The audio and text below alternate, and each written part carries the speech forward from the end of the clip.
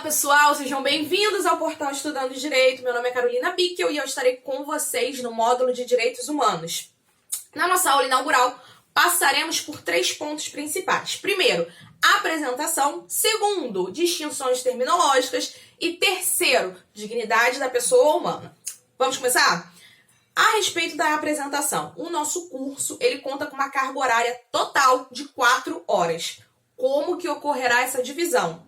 Em módulos de 20 a 25 minutos, sempre tentando não estender muito, mas se for necessário o módulo vai ter um pouquinho menos, um pouquinho a mais, sempre tentando também encerrar uma temática dentro do próprio módulo, nunca cortar ela ao meio, beleza? Partimos então para a proposta. Sendo um curso com 4 horas, a nossa proposta, obviamente, não é esgotar o estudo da disciplina. Pelo contrário, passaremos aqui por pontos cruciais, pontos importantes, temas mais recorrentes em provas e concursos públicos. A respeito também do nosso material de apoio. Eu trabalho com 2 livros principais. O meu primeiro livro é o livro do Fábio Conder Comparato. Esse livro se chama Afirmação Histórica dos Direitos Humanos. Só que esse é um livro bastante aprofundado. A proposta desse livro é fazer toda uma contextualização histórica a respeito da disciplina.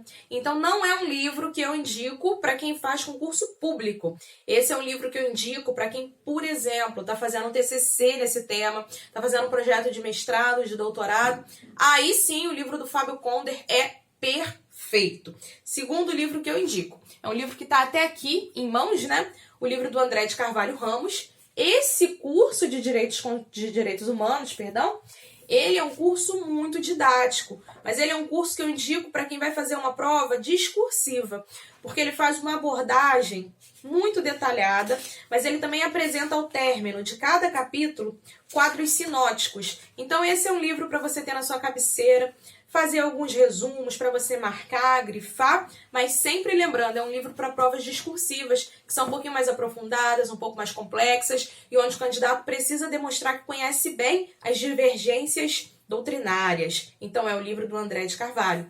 Professora, minha prova só cai direitos humanos numa primeira fase objetiva. Como é que eu faço? Nesse caso, eu indico que você assista ao curso, mas principalmente faça uma leitura dos principais documentos. O que o aluno geralmente faz, né? Compra aquele Vaidmécum e vai ler no próprio Vaidmécum, que realmente tem os principais tratados, os principais documentos ali. Geralmente o que eu faço é o contrário, eu levo aquele Vaidmécum para a prova, para dar uma olhadinha na véspera da prova, mas eu imprimo a minha legislação. Então, em direitos humanos, como a gente não tem aquele volume tão grande como em outras disciplinas, eu tenho o hábito de imprimir e encadernar.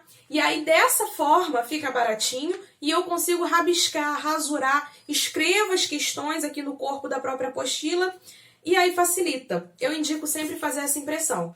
A gente vai também, ao longo das nossas aulas, indicar sempre o endereço correto, oficial, para você baixar o documento. Porque na internet tem várias e várias versões e nem sempre essa versão está atualizada. Então, ao longo do curso, eu vou sempre indicar para vocês. E a minha dica é que você imprima a sua norma, né? Os seus documentos e tal, e faça as indicações dentro desse corpo mesmo. Em relação ao material de apoio, falamos, aos livros falamos, documentos impressos, ok. Então, dito isso, uma primeira introdução, a gente vai partir para algumas definições terminológicas da disciplina, que são essenciais. Vocês já ouviram falar em direitos do homem, direitos fundamentais e também direitos humanos. Mas, afinal de contas, qual é a distinção entre esses 3 tópicos, né? Para isso, vamos começar com a definição de direitos do homem. Professora, existe realmente 3 coisas distintas ou as pessoas usam isso como sinônimo de forma correta? Boa pergunta, né? Geralmente a gente vê na mídia usando os 3 termos como se sinônimos fossem, mas não é bem assim. Se o seu avaliador, na hora da prova, ele for muito detalhista, ele for um avaliador preciosista, ele vai cair em cima dessa distinção. Por quê? Porque há uma diferença em relação à abordagem desses 3 tópicos. Então, quando você fala, primeiro, direitos do homem, você está falando de quê? Primeiro ponto, justnaturalismo. Você deve se lembrar nas suas aulas de graduação, filosofia do direito, o tema do justnaturalismo. O que os filósofos falavam, né? Que existiria uma gama de direitos da própria natureza. A fonte desse direito seria a própria natureza, esses direitos naturais. E quem seriam os titulares desse direito? Os homens, o ser humano. Então, qual é a condição para você ter direitos do homem? O fato de nascer na simples condição humana. Nasceu, é ser humano, possui direitos do homem.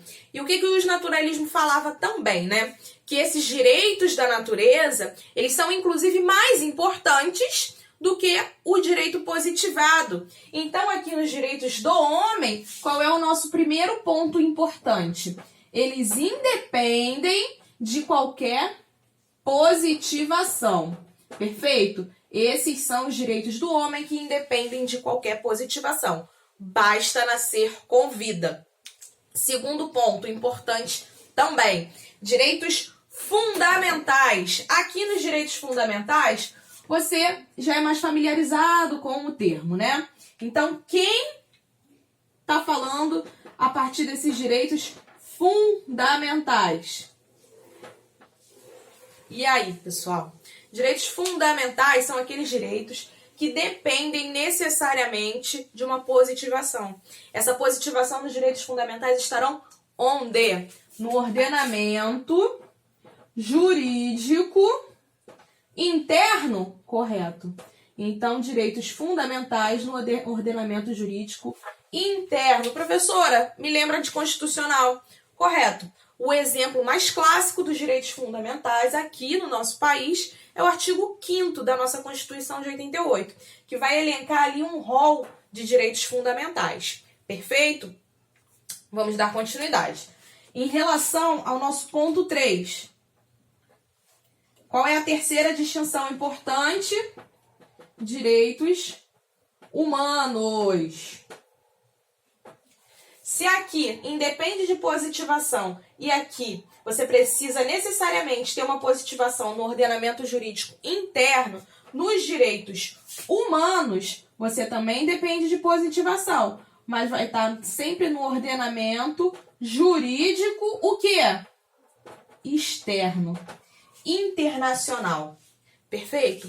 Então, esses são os principais pontos em relação à distinção terminológica. No primeiro, direitos do homem, independe de positivação. Direitos fundamentais, positivação no ordenamento jurídico interno. Direitos humanos, positivação no ordenamento jurídico externo. Pessoal, ponto importante, né? Nós temos um rol exaustivo de direitos do homem ou de direitos humanos, por exemplo. Não, a gente nunca pode fazer essa classificação antes de elucidar, né? Antes de ver a própria questão. Por quê? Porque eu não posso falar que pelo fato de um direito estar aqui, exclui a possibilidade dele estar aqui também. Então, essa classificação, ela não é autoexcludente. O que isso quer dizer? Eu não posso falar que um exclui o outro. Eu posso ter, inclusive, um direito que está aqui nesses 3 pontos. Vamos ver isso a partir de um exemplo, né? Qual é o exemplo mais claro que você tem quando eu falo direitos do homem ou direitos fundamentais? Professora, o exemplo mais claro é a vida. O que vocês acham disso? Primeiro, direito à vida é um direito do homem? Sim, correto. Então, você vem aqui, direito à vida, decorre do quê? Do próprio nascimento, vai lá naqueles filósofos, vai lá no justnaturalismo. Qual é o principal direito fundamental no justnaturalismo? O nascimento com vida, ou seja, você tem direito à vida, nasceu, tá lá. Segundo ponto, a vida é também um direito fundamental, abre a sua Constituição, artigo 5º, o quê? Caput. A vida está elencada também no rol de direitos fundamentais, no artigo 5º caput da nossa Constituição. Terceiro ponto, a vida é também um direito humano? Sim, gente, basta você ver o artigo 4º do quê? Pacto de São José da Costa Rica, beleza? Então, aqui, A vida é um direito que está dentro das 3 classificações: direitos do homem, direitos fundamentais, direitos humanos.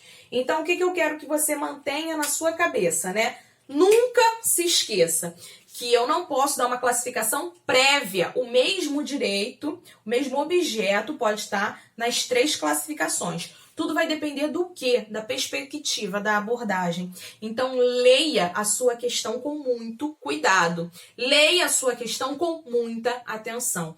Porque o examinador vai necessariamente te dar uma dica sobre o que ele está falando. Se ele está falando a partir da Constituição, ele está colocando como direito fundamental. Se ele está falando a partir de um tratado, uma convenção internacional, ele está aqui no rol de direitos humanos. Se a sua questão, de repente, parece até uma questão de filosofia do direito, que fala que pelo simples nascimento o ser humano já possui esse direito natural, então ele está falando aqui de direitos do homem.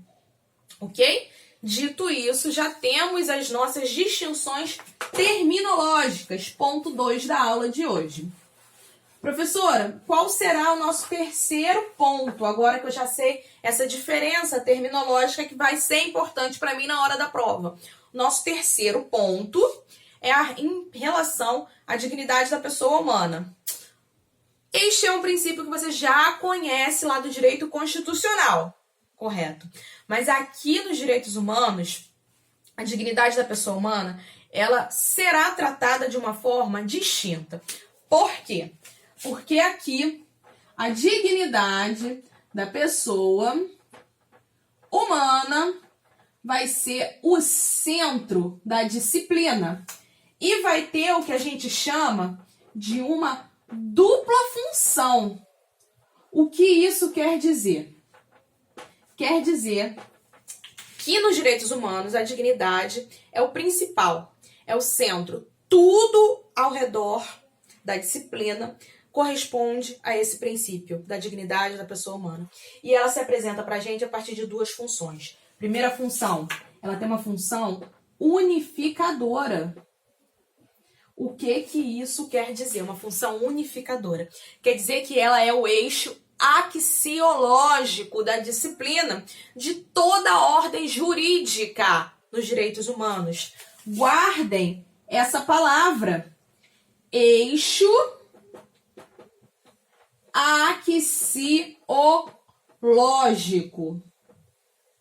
Professora, essa palavra axiológico não é uma palavra muito comum. O que isso quer dizer? Axiológico quer dizer valorativo. Então, sempre que você olhar para os direitos humanos, sempre que você estiver praticando uma atividade de valoração dentro dessa disciplina, você vai sempre ponderar a partir da dignidade da pessoa humana. Então, essa é a primeira função. Qual é a segunda função aqui? É uma função hermenêutica. Hermenêutica é uma palavra já mais familiar, né? O que quer dizer hermenêutica? Interpretação. Como assim? Sempre que você estiver interpretando alguma norma, por exemplo, um conflito entre normas, né, nos direitos humanos, sempre que você estiver diante de uma interpretação de uma norma, você vai levar em consideração o princípio da dignidade da pessoa humana.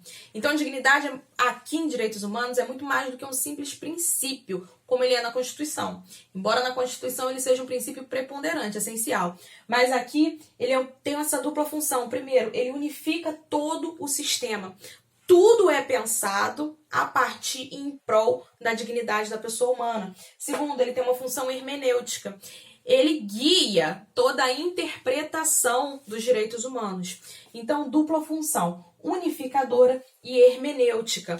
O seu avaliador, ele vai colocar numa prova objetiva, por exemplo, né? Dignidade da pessoa humana tem uma única função. Dentro dos direitos humanos? Não, tá incorreto, tá errado. Tem uma dupla função. E aí ele vai começar a misturar esses termos. O que é importante o aluno lembrar na hora da prova? O H. Gente, é a dica. Qual é a dupla função? O H, unificadora e hermenêutica. Palavras-chave também para você lembrar sempre, né? O que quer dizer unificadora? Eixo axiológico. E aí eu vou repetir a exaustão, porque essas palavras nós não estamos acostumados com elas. e a gente precisa rever elas a todo tempo, porque isso cai toda hora em prova. O que quer dizer eixo axiológico valorativo? Tudo gira ao redor da dignidade da pessoa humana. Segunda função, hermenêutica. O que quer dizer? Tem a ver com a interpretação. Sempre que você tiver que interpretar, vai interpretar a partir da dignidade da pessoa humana. Pessoal, nosso bloco já está com 15 minutos, então eu vou encerrar esse bloco porque o nosso próximo tema é um tema bastante extenso. A gente vai começar a falar sobre gerações, famílias, dimensões dos direitos humanos. Então, para eu não precisar depois cortar o bloco no meio do tema, eu vou encerrar o nosso bloco agora um pouquinho antes. Agradeço imensamente a atenção de vocês. Curtam lá a nossa página no Instagram, @cursoped, @cursoped, ou a minha página também, @CarolinaBickel, BICKEL. Em caso de dúvidas, mandem em inbox que a gente responde também. Muito obrigada e até a próxima!